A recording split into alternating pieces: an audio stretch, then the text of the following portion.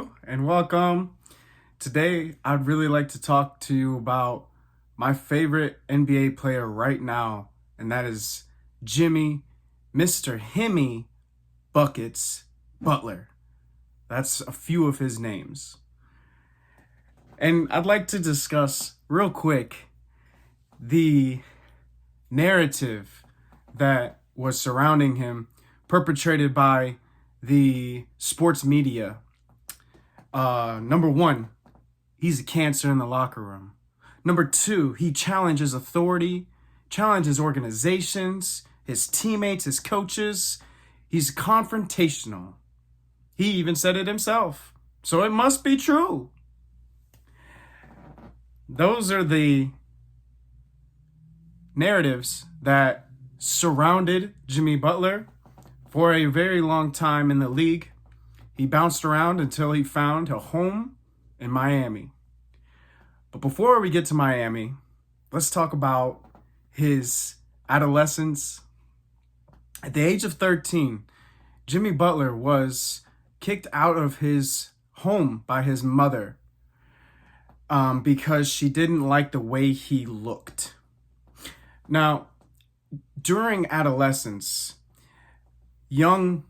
I can speak for for me, young men thrive and need stability.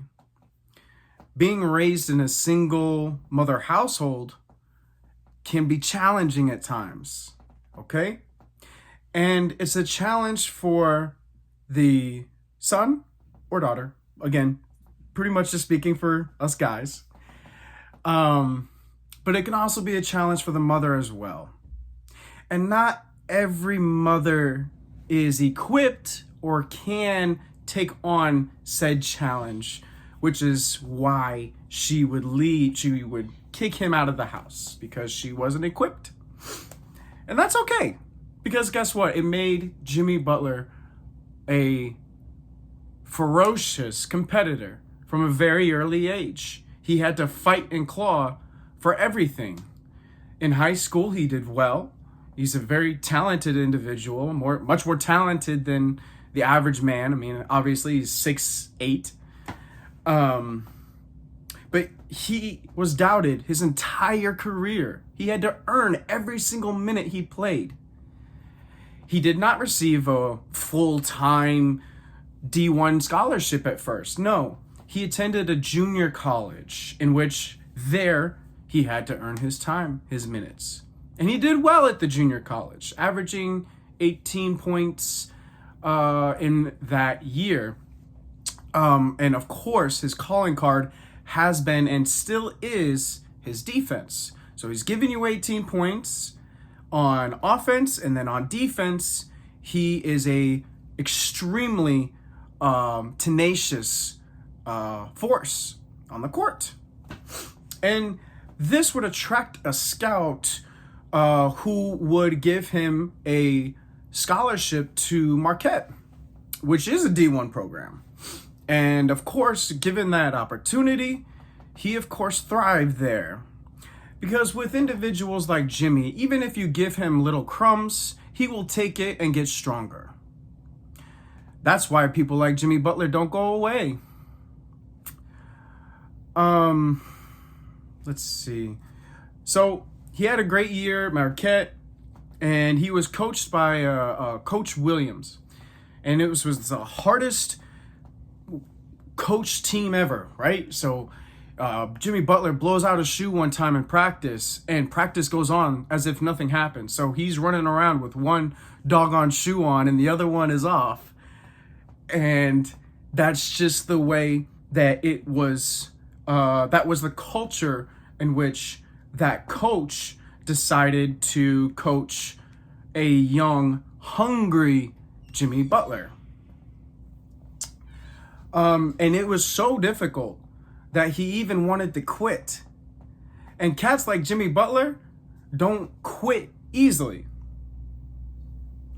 So for him to get pushed to that brink really illustrates just how difficult that journey at Marquette was.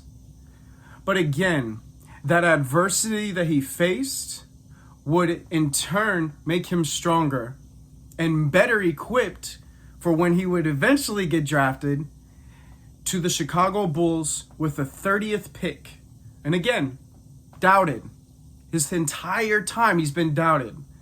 Even with the 30th pick in the first round, he still wasn't given hardly any minutes. His first year with the Chicago Bulls, he only averaged 8 minutes a game, which is not anything to write to home about. It's not impressive. It's not good. If you're averaging 8 minutes in the NBA, you are barely a role player. You're fighting for everything you have. But as Derrick Rose's health declined, Jimmy Butler's tenaciousness on defense, which was always consistent, would end up playing a bigger role on that team. And he earned his minutes. In fact, he actually holds the record of a 60-minute game that went to triple overtime. So you have this player that's barely averaging 8, and then maybe just a year later, here he is playing 60 minutes in the longest game recorded, which is just, it's ironic, no?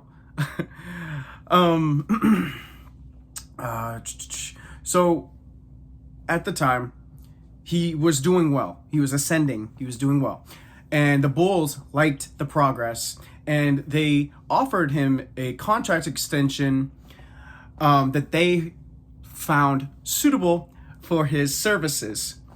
The contract proposition was 4 years, $44 million. And Jimmy Butler was like, this isn't what my contemporaries are making. This isn't the level that I'm at, or the level that I'm flirting with. I'm just about there. That compensation doesn't work for me. So I'm going to decline that deal. How does this make the Bulls feel? This doesn't make the Bulls feel very well, because it's a slight. So the Bulls say, Coach Thibodeau, great coach, by the way, Coach Thibodeau, you, because of Jimmy Butler's insubordination and because of his attitude, we need to cut his minutes. He doesn't want to sign a contract with us that we find suitable? Well, then he needs to cut his minutes.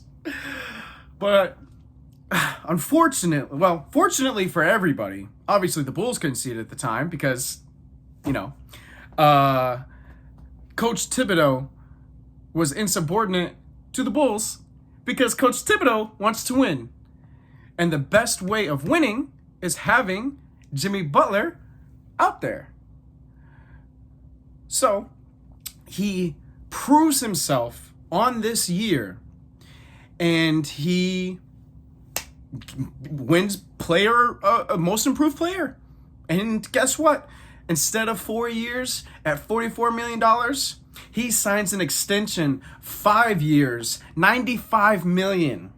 He almost doubled his money because he bet on himself. Other cats have done that too. The infamous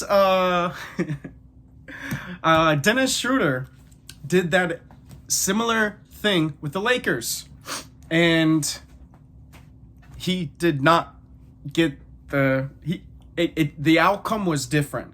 Let's say that.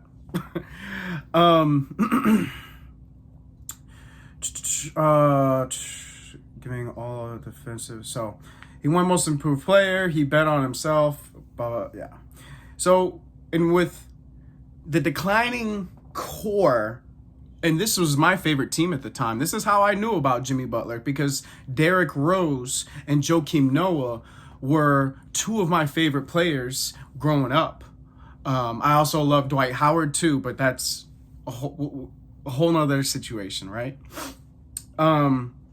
So as this core, Luol Deng, Rose, and Noah are all getting older, way more injuries, the Bulls kind of start shipping away some of that old Bulls team.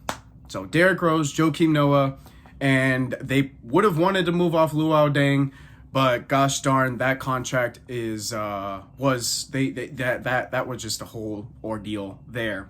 So they got rid of those guys, the old guard, if you will, and they brought in an older guards of Dwayne Wade and Rajon Rondo. Dwayne Wade is washed up at this point. I mean, this is his goodbye tour, basically. I mean, he's going back home to Chicago to say goodbye to the game of basketball, the NBA. So he was offering not a lot. Rajon Rondo, similar situation, right? In terms of just getting older, being outdated, and that's fine. So after 5 years of making the playoffs, the Bulls wanted to move in a different direction, quite understandably. And so that is why they fired Coach Thibodeau. He went to Minnesota, and shortly thereafter, Jimmy Butler would even be traded to Minnesota for Zach LaVine. So, the Minnesota situation. This is when things get good. This is when things get a little spicy. Minnesota had two former number one players in Karl Anthony Towns and Andrew Wiggins. Very fine, nice, talented players. But personalities clashed as Karl Anthony Towns and Wiggins lacked the competitive drive and would eventually drove Jimmy Butler to the brink. I mean, this man was losing it. He said, "Get me out of here. I don't want to play here. These cats are not about it." Quite literally. And the organization is like, we love you, Jimmy. We need you. But on the back end, their actions reflected something else. So one day, infamously, Jimmy Butler took a handful of third stringers and put them up against the starters of the Minnesota Timberwolves, and he kicked their butts. 2 number 1 overall picks getting beat by a handful of third stringers and Jimmy Butler. Meanwhile, all the while, Jimmy Butler is yelling profanity, and he's screaming at the coaches and the players and the front office staff, "You effing need me." Because Jimmy Butler knows what it takes to compete at the highest level. And did he have teammates and coaches that reflected that effort? In his eyes, no. And history would tell us no. Because Karl Anthony Towns, fine player, he's not winning nothing. Andrew Wiggins was winning. That's only because he joined Golden State, the winningest franchise in recent history.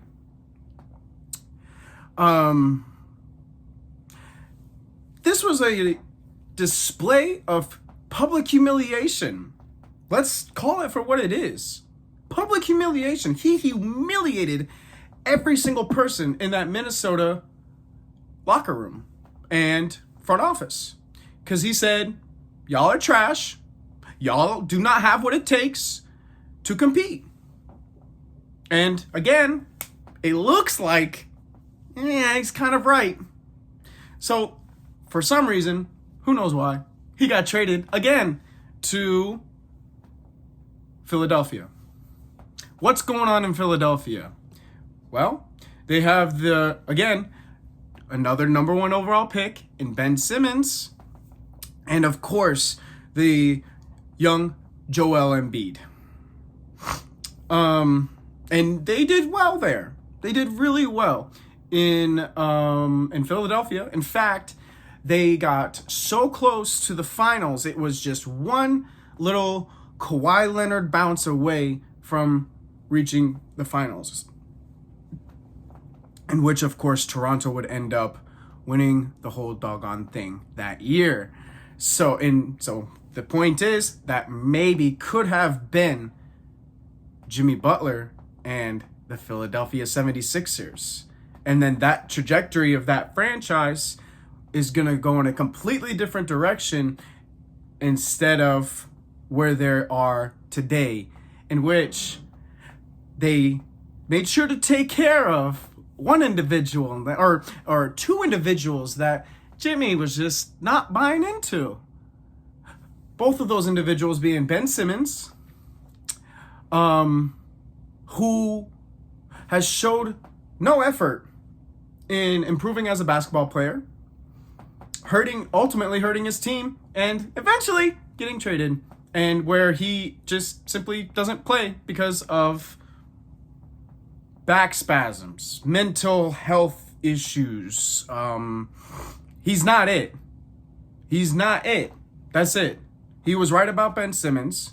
And then as he exited Philadelphia, he infamously yelled, "Tobias Harris over me?"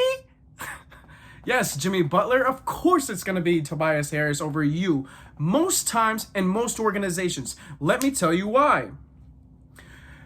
Because Tobias Harris is a nice and proven player. And he doesn't challenge authority. He doesn't challenge the 76ers to win, to get better.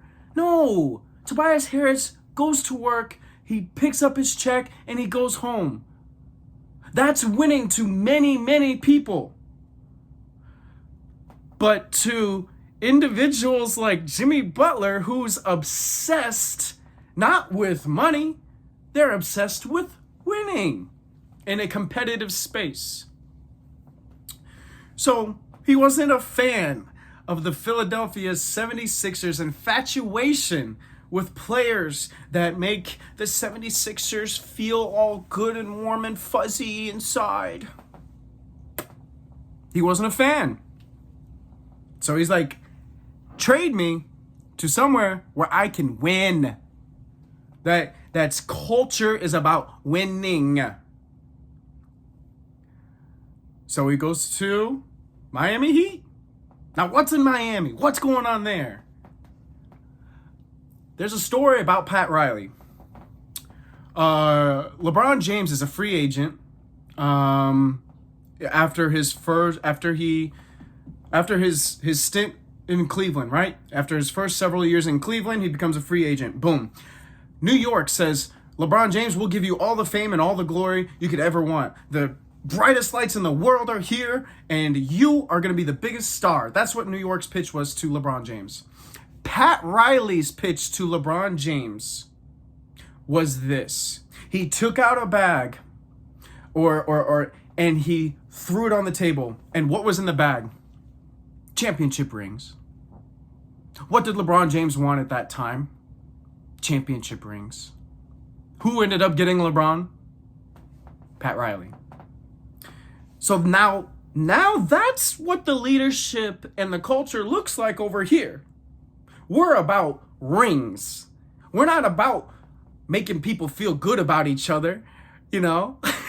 I scratch your back, you scratch mine, da-da-da, like, yeah. No, it's about winning. It's about results.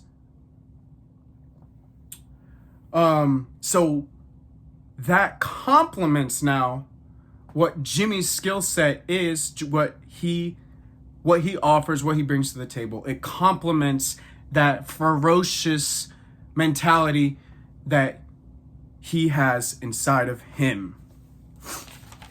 And that's where we find Jimmy Butler today. He is as of right now, he is leading a team full of undrafted, no name players they weren't going to have names unless there's a Jimmy Butler in the mix. Caleb Martin, Max Strus, just two examples. Two people on the undrafted, and they are now household names if you watch the NBA. That is because Jimmy Butler would rather play with less talented people, but who are hungry, who want to win, who want to improve themselves, who are not stagnant, who are not satisfied by picking up a paycheck. That's great. You want to just pick up a paycheck and that's your views of success? Perfect. That is success to many people, not to Jimmy Butler.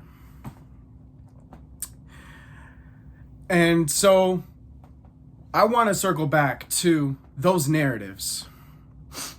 Jimmy Butler is toxic. Yeah. He's going to be toxic. If you're not about winning, he's going to be toxic. If you're about relationships, making people feel good about each other, pampering the number one overall picks, giving the number one overall picks whatever they want, regardless of their effort, yeah, he's going to be toxic. He's going to be confrontational. He's going to yell at you. He yelled at Eric Spoelstra. And guess what Eric Spoelstra did? He's going toe-to-toe with him. And, hey, Jimmy Butler's like, all right, bet. Yeah, okay. So, you're not scared of me.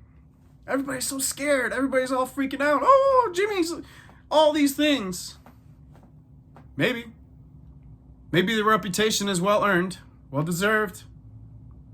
But here's one more thing that I want you guys to know. He also wins.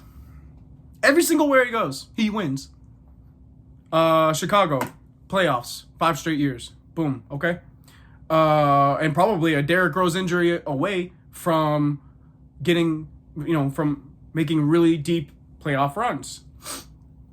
Let's see. Oh, Minnesota. They go to the playoffs. They win. Philadelphia. One Kawhi Leonard bounce away from the NBA Finals, in which they honestly probably would have beaten the injury-riddled Golden State Warriors. And look at what he's doing in Miami now. I want to say it's out of the 3 out of 4 years, Eastern Conference Finals. And then 2 of those years, he's going to the finals with several undrafted players. Bam Adebayo, Tyler Hero, Duncan Robinson, Goran Dragic, in the bubble. And yet he's elevating every single person there. He does not view his teammates as trade pieces so that they can land the next biggest fish in the market. No. He views his teammates, as real people, real individuals, and he's willing to pour himself into those teammates. Because if they have the hunger and the willpower to improve themselves and get better every single day, then he will be there to support them. That's my take on Jimmy Butler. Honestly, probably my favorite player in the NBA. I really like Luka Doncic, and maybe we'll do an episode on him one of these days too. But I'm inspired by Jimmy's passion and his love and craft for, and just for his love of the game and his competitive spirit. And yeah, it's a lot, but sorry, winning comes at a cost. So, thank you.